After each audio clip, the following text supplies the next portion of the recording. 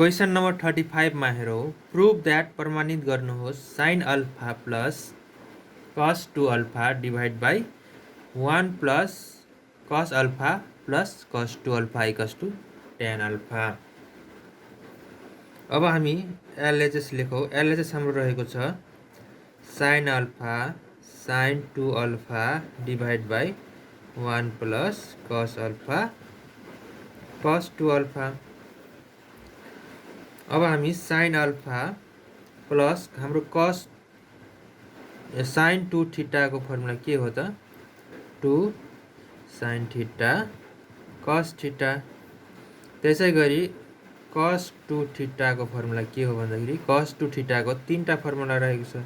एउटा रहेको छ cos square 2 cos square theta minus 1, अर्को रहेको छ cos square theta minus sine square theta, अर्को रहेको छ 1 माइनस 2 साइन स्क्वायर थीटा। त्यसै गरी साइन 2 थीटा को फर्मुला के हो भन्दाखेरि 2 साइन थीटा कस थीटा हो भनेपछि 2 साइन अल्फा कस अल्फा। त्यसै गरी मुनि रहेको छ 1 प्लस कस अल्फा प्लस अब हामी कस 2 अल्फा को कुन फर्मुला युज गर्ने त यहाँ तीनटा फर्मुला रहेको छ। अब के हेर्ने भन्दाखेरि यहाँ 1 छ। यो 1 लाई कसरी क्यान्सल हुन्छ यो 1 भनेपछि यो फर्मुला युज गर्दा क्यान्सल हुन्छ भने हामी यो फर्मुला लगाउँछौँ कस स्क्वायर अल्फा माइनस 1। त्यसै गरी यो दुईटामा कमन के आउँछ हाम्रो कमन आउँछ साइन अल्फा कमन आउँछ भनेपछि कमन आउँदा 1 प्लस 2 कस अल्फा हुन्छ डिभाइड बाई यो 1 र यो 1 क्यान्सल हुन्छ।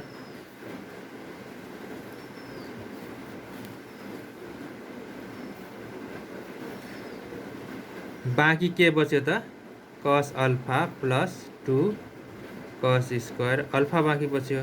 त्यसै गरी साइन अल्फा 1 प्लस 2 कस अल्फा डिभाइड बाई फेरि कस अल्फा कमन लिँदाखेरि 1 प्लस 2 कस अल्फा। अब 1 प्लस कस 2 अल्फा र 1 प्लस 2 कस अल्फा क्यान्सल भयो। बाँकी बच्यो हामीसँग sine alpha by cos alpha. अब sine alpha by cos alpha भनेको के हो त हाम्रो tan अल्फा हो। Hence LHS equals to RHS proved